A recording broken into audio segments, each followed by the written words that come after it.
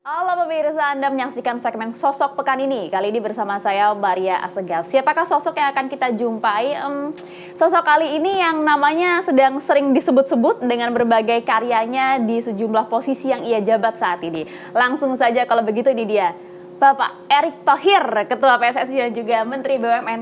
Sehat. Salam sehat Pak Erick. Sehat. Waduh, luar biasa. Kalau berjumpa dengan Pak Erick tuh saya langsung mau kasih pantun, boleh Pak? Dibantu cakepnya jangan lupa Pak Erick ya.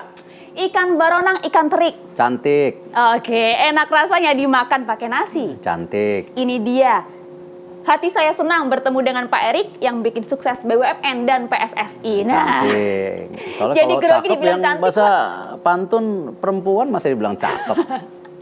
Jadi memang ini dia sosok yang kemudian membuat sukses tidak hanya BUMN tapi juga PSSI gitu ya. Jadi saya mau ucapin selamat juga Pak Erick. Kemarin timnas kita memenangkan dan juga lolos ke Piala Asia di Qatar tahun depan. Selamat Pak Erick. Terima kasih, tapi tegang kemarin. Tegang ya Pak ya, walaupun endingnya euforianya berasa tuh di sana Pak. Cuman karena kan bagaimana Turkmenistan kemarin memecah pola permainan kita. Betul. Di mana di lapangan tengah mereka benar-benar coba supaya aliran bolanya nggak berkembang. Tapi ya alhamdulillah gol. Dapat 2 lagi. Nah itu dia, ekspresi Pak Jokowi juga luar biasa kemarin ya. Ya semua senang, pasti nggak Pak Jokowi aja, semua masyarakat Indonesia pasti ya apresiasi lah dengan kerja tim nasional yang hari ini sudah kasih lihat bisa kok kalau mau dibagusin gitu. Itu dia. Apresiasi juga diberikan oleh masyarakat kepada Pak Erick, tidak hanya Anda sebagai Ketum PSSI saja, tapi juga karya-karya Anda berbagai prestasi di BUMN. Kita mengenal Pak Erick sukses dengan melakukan berbagai transformasinya di BUMN gitu ya Pak ya. Apalagi sekarang dengan dunia yang penuh dengan era digital saat ini, kita tahu arah bisnis sejumlah perusahaan sudah mengarah ke arah bisnis digital gitu ya. Apa transformasi yang akan dilakukan oleh BUMN dalam hal ini adalah Bapak Erick Thohir, terutama dalam sektor industri telekomunikasi Pak, biar makin kuat lagi digital kita? Ya. Kalau memang kembali BUMN itu kan kita tidak berbisnis dengan rakyat, tetapi bagaimana kita mensupport bisnis rakyat dan negara itu. Dan kalau kita lihat hasil yang kita lakukan selama ini kan alhamdulillah luar biasa ya.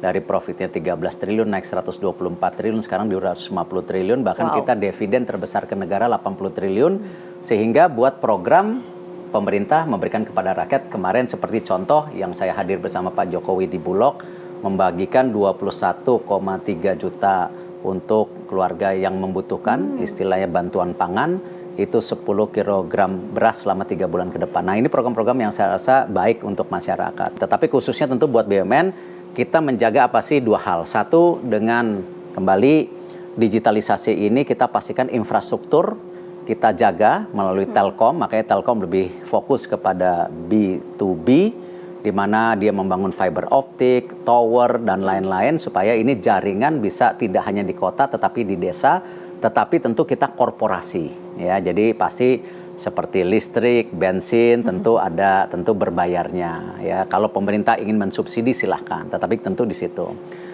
Yang menarik bagaimana Telkomsel ini menjadi B2C sekarang. Kita fokus sebagai agregator untuk ekonomi digital ini supaya kita memastikan keberpihakan kepada konten, UMKM, semua ini kita bisa lakukan. Nah, makanya kita sekarang menjadi platform besar, ya kita bukan berkompetisi dengan private sector, tapi kita supaya jadi agregator. Sehingga ini menjadi ekosistem yang bisa justru menguntungkan bangsa kita, bukan bangsa lain. Ini yang kita dorong. Nah, kalau ketemu Pak Erick nggak ngomongin politik agak kurang kayaknya ya. Karena gini, tadi sebelum kesini saya juga sudah riset Pak Erick gitu ya. Saya bawa data ke sini, bahkan saya lihat 3 bulan terakhir. Nggak datanya? Nah ini dia Pak, sudah saya tulis benar. lengkap Pak. Polling Institute pada September kemarin menempatkan Anda di posisi pertama. Angkanya nggak tanggung-tanggung, 24,5% dengan simulasi 5 nama. Cukup kuat nama Anda di bursa cawapres di sejumlah lembaga survei kali ini. Ini data Pak, kalau faktanya suasana hati Pak Erick akan maju nggak Pak jadi cawapres? Saya rasa gini, itu kan apresiasi masyarakat tentu melalui lembaga survei hasil kinerja ya. Dan kita juga jangan terjebak politiking bahwa seakan-akan wah ini sesuatu yang wah ini euforia. Saya sama di sepak bola saya bilang kemenangan itu jangan jadi euforia tapi tradisi. Nah ini sama bahwa ini merupakan apresiasi. Nah, tetapi justru itu yang membuat kita makin introspeksi diri harus memberikan hasil yang lebih baik lagi. Nah, lembaga survei salah satu survei yang bisa kita berintrospeksi diri. Yeah. Nah, tentu kalau kita lihat konteks daripada capres, cawapres ini kan ada 3 hal yang kita lihat. Satu, koalisinya sendiri, terbuka atau tidak, ya kan? Lalu capresnya siapa? Dan yang paling penting buat saya, ketika kita berpasangan, itu jangan sampai kita juga dibutakan mata kita hanya kekuasaan, tetapi tidak memberikan kontribusi besar kepada bangsa kita. Karena itu saya selalu bilang, chemistry menjadi penting. Program atau policy itu menjadi penting. Dan juga bagaimana tim menjadi penting. Karena kesuksesan saya dimanapun, karena saya membantu tim. Nah, dimanapun, mau di media, mau di olahraga, mau juga sekarang di kementerian, yaitu karena tim saya, bukan kerja individu. Seandainya koalisinya kemudian bersepakat, Pak, untuk membawa nama Anda dipasangkan dengan salah satu baca pres yang ada. Kalau Pak Erick sendiri memilihnya nanti akan bersanding dengan Pak Prabowo, Pak Ganjar, atau justru Pak Anies? Ini 3 figur yang ada hari ini semua figur yang baik pada saat ini. Dan saya punya hubungan yang baik dengan Pak Prabowo karena kita sama-sama di kabinet. Ya. Dan kita bekerja sama kemarin mengenai industri pertahanan, ya. Korupsi ASABRI kita bongkar bersama. Dan tentu ada peran Pak Jaksa Agung. Dan tentu ada dukungan penuh Bapak Presiden. Lalu kalau kita lihat juga dengan Pak Ganjar, kita waktu beliau jadi gubernur, kita melakukan juga terobosan. Ketika Pak Jokowi ingin membangun kawasan industri ya yang ada di Batang. Kita lakukan sama-sama. Karena tidak mungkin kita pemerintah daerah sendirian. Ya, dalam arti tidak hadir pemerintah pusat atau sebaliknya, enggak lah. Nah, kalau Pak Anies sendiri kan sudah menikah hari ini. Masa kita boleh ngogodain yang nikah gitu. Janganlah, kalau yang udah nikah jangan diganggu ya. Walaupun gimana, walaupun kita lagi sendirian, pasti kita yakin lah. Kesendirian itu pasti bertemu, pasti pasangannya. Lagu Afgan kan dengar? Jodoh pasti bertemu. Nah, itu jadi udah santai. Jadi jodohnya aja. Kemana nih Pak? Belum tahu, ke kita sisi lihat yang aja. merah-merah atau ke sisi yang Tadi saya bilang putih, semua kuning? masih terbuka. Yang penting kita tadi ya, kita kerja, kita fokus ya, apresiasi kepercayaan masyarakat, amanah, kita jangan lukain. Itu aja yang paling penting. Oke, menarik. Nampaknya memang jangan diganggu lah koalisi perubahan yang sudah mendeklarasikan pernikahannya gitu ya. Ya udah nikah kan nggak boleh. Betul. Dalam arti kan yang masih tersisa nih koalisi keberlanjutan nih Pak. Cocok sekali dengan Pak Erick Thohir yang kemudian dikenal begitu ya, melanjutkan berbagai karya-karya dan juga legacy dari Bapak Presiden Joko Widodo dengan prestasi Anda baik itu di BUMN maupun juga di PSSI gitu ya. Apa sih Pak Erick yang kemudian menurut Anda layak untuk dilanjutkan berbagai legacy yang ada yang sudah ditorehkan oleh pemerintahan Presiden Joko Widodo dan juga Ma'ruf Amin. Tapi mohon maaf Pak, dijawabnya usai jeda ya. Sesaat lagi kami kembali untuk Anda. Dengan Bapak Erick Thohir, bincang-bincang kita. Tadi terputus Pak, tadi saya sempat sampaikan bahwa Anda ini dinilai sebagai sosok yang tepat begitu untuk melanjutkan berbagai karya, prestasi, dan juga legacy dari Presiden Joko Widodo. Menurut Pak Erick sendiri, apakah kemudian semua yang sudah ditorehkan oleh pemerintahan Presiden Jokowi dan juga Ma'ruf Amin ini pantas untuk dilanjutkan? Gini, kita kan umur negara kita sudah 78 tahun. Artinya banyak tokoh-tokoh besar yang pernah memimpin bangsa ini. Dari Pak Soekarno, Pak Soeharto, ya, lanjut ke Gus Dur, Pak Habibie, Bu Mega, Pak SBY, hari ini Pak Jokowi. Saya rasa ketika Allah Subhanahu wa Ta'ala memberikan amanah kepada beliau-beliau, pasti ada kontribusinya buat negara. Artinya apa? Jangan 5 tahunan ini pergantian pemerintah yang bisa juga 10 tahun, seakan-akan ini end of the story. Ya, ini harus berubah, kita harus bedakan apakah berlanjutan. Dispute-nya, perbedaannya bukan di situ. Tetapi apa? Bahwa bangsa ini harus berlanjut. Nah, ini yang saya rasa kenapa apa yang sudah ada ya harus dipertahankan. Semuanya? Nah, karena memang Pak Jokowi masih yang terbaik hari ini. Bahwa mungkin setiap pemerintah ada kekurangan. Tetapi bukan kita selalu mendiskreditkan dengan persepsi pola pikir bahwa pemerintah sebelumnya itu jelek. Bahwa ini harus punya nyali. Ya, kenapa? Kita jangan terbelenggu kepentingan. Ya, sama. Kita di PSSI bilang kalau kita mau baik harus punya nyali untuk bersih-bersih dan berprestasi. Sama di BUMN juga harus bersih-bersih. Kenapa? Kalau korupsi di BUMN ini kita diamkan, seperti Jiwasraya, Asabri, Garuda, dan kemarin saya ngelaporin lagi, ini bagian apa? Tadi, merubah pola pikir yang ada di BUMN bahwa kita bertanggung jawab. Nah, ini yang kita lakukan gitu. Nah, ini yang saya rasa kenapa jangan hanya wacana implementasinya lemah. Nah, itu kekurangan dari banyak ya dari kita semua, dan saya akuin saya bukan bagus semua, saya ada kekurangan, makanya saya percaya teamwork gitu. Ya, dalam melakukan hal itu tidak mungkin sendiri. Oke, tidak mungkin sendiri. Tadi kan Anda sampaikan ini wacana, implementasinya yang dipertanyakan.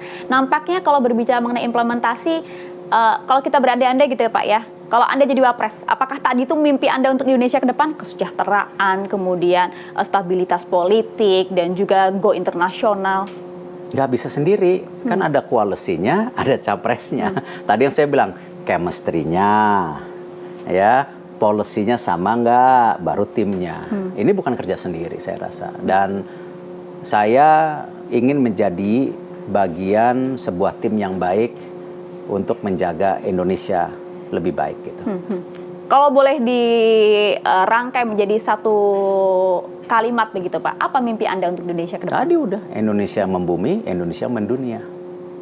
Dan kita optimis untuk bisa menggapai itu Pak Erik? Bismillah bisa, kalau ada niat baik untuk semua. Nah, kalau ada niat baik untuk semua dan juga optimis. Nah, optimis juga nggak nih Pak? Nanti gandengan Anda yang akan kemudian dipersunting siapa Pak Erik? Balik lagi Pak Erik. Kan udah bilang tadi, ya. semua itu ada masing-masing jodohnya, ya kan? Ya kita tunggu aja. Karena kalau kita lihat kan komunikasi Pak Erik baik tadi dengan Pak Ganjar, dengan Pak Prabowo, kemudian juga Pak Anies dengan juga Pak baik. Anies bahkan Cuman juga kan baik. udah nikah masalahnya kan nggak boleh tadi kita sepakat. Emang kalau nikah boleh digodain? Nah enggak sih Pak. Jadi sekali itu lagi prinsip Pak Erik. kita, ya kan, hidup. Apalagi kita punya istri, punya anak, itu kita harus hormati kesakralan dalam perkawinan. Membangun bangsa itu tidak hanya kita atau mereka. Ya. Ya, Tapi ya kita harus sama-sama gitu. sama-sama as a team tadi ya Pak Iya, ya. sama-sama. Oke. Ya, nanti kita lihat apakah kemudian Pak Erick Thohir akan bersanding dengan bakal capres yang mana begitu Pak. Tapi saya nggak tahu dengan kesibukan Pak Erick dan juga prinsipnya yang fokus bekerja gitu ya. Pak Erick sempat baca-baca komen-komen netizen di sosmed nggak Pak? Saya gini, saya baca, tapi itu sebagai introspeksi introspeksi Ya. saya. Jadi itu Pak Erick justru komentar lanjutannya tuh, aduh Pak Erick, tolong Pak Erick jangan ikutan capres Pilpres 2024, tolong bantu benahi sepak bola Indonesia. Pasti kontraknya sampai 2027. Dan gini, di dunia olahraga itu saya bukan orang baru. Ya, ketika tahun 2000 sampai 2002. Waktu itu saya diminta sama-sama Pak Igika Manila itu memperbaikin Persija, juara. Tapi habis itu nggak kepikiran kok jadi gubernur. Tapi itu apalah, itu sesuatu yang saya buktikan bahwa tadi olahraga dan politik adalah sesuatu yang berbeda. Ya, dan kita harus jaga itu. Dan kita harapkan bahwa ini menjadi kesinambungan sama-sama, bukan menjadi perpecahan. Karena olahraga itu pemersatu. Ya, dan saya harapkan bahwa ayo sama-sama kita ngelihat secara tadi, ya jangan terfragmentasi, pecah-pecah, tapi ini menjadi sebuah kesatuan yang kita positive thinking, kita saling mendukung, saling apa-apa. Gitu. Oh, oke, menarik. Karena kolom komentarnya cukup banyak, tolong Pak Erick bantu benahi kami, sepak bola kami, jangan ikut capres ataupun menjadi cawapres gitu. Jadi jawabannya sudah terjawab ya. Dan juga ada yang nanya. Dan saya percaya nggak akan ngecewain, saya akan jaga amanahnya. Ada yang nanya juga tapi Pak, elektabilitas oke, kinerja BUMN oke, kinerja PSSI oke. Kapan Pak deklarasi sama baca pres yang mana? Nah, gitu tadi udah Pak dijawab juga. Nah, sudah terjawab ya, kita tunggu saja kalau gitu. Oke deh Pak, boleh Pak terakhir satu kata untuk baca pres kita. Jangan Pak, itu nanti terakhir aja kita. Ini yang ditunggu oleh masyarakat soalnya, satu kata untuk baca pres kita, Pak Prabowo. Figur yang pintar, punya dedikasi buat merah putih. Oke, dua kata ya. Untuk Pak Ganjar. Pak Ganjar sama, sudah jelas bagaimana filosofi kerakyatannya, dan kita lihat juga hasil kerjanya ada. Oke. Luar biasa, terima kasih banyak Pak Erik bincang-bincang bersama dengan Apa Kabar Indonesia Pagi TV One. Itu tadi beberapa pertanyaan Anda sudah terjawab ya, sudah saya wakili di sini tadi ya. Jadi luar biasa, inilah dia Bapak Erick Thohir dengan berbagai karyanya untuk kontribusinya bagi bangsa dan juga negara. Kalau tadi saya buka dengan pantun, saya akhiri juga dengan sebuah pantun Pak Erik. Cantik apa atau cakep lagi? Nah, ini dia. Karena tadi bicara politik kita cakep ya, nggak ada perwakilan perempuannya saudara tadi. Oke, kita cakep sekarang. Iya, naik Citylink penerbangan terakhir. Cakep. Harganya murah, hemat biaya. Cakep. Nah, sehat selalu untuk Pak Erik. Semoga tambah hebat dan makin berjaya. Cakep. Luar biasa. Terima kasih banyak Pak Erik sudah menerima kami di kantor BUMN. Itulah tadi bincang-bincang saya bersama dengan Bapak Erick Thohir. Luar biasa, terjawab juga paling tidak bagaimanakah arah politik Bapak Erick Thohir dan juga nanti akankah masuk dalam Pilpres 2024 dan juga karyanya di PSSI dan juga BUMN. Jangan kemana-mana pemirsa, karena Apa Kabar Indonesia Pagi masih akan kembali untuk Anda sesaat lagi. Terima kasih banyak Pak Erik.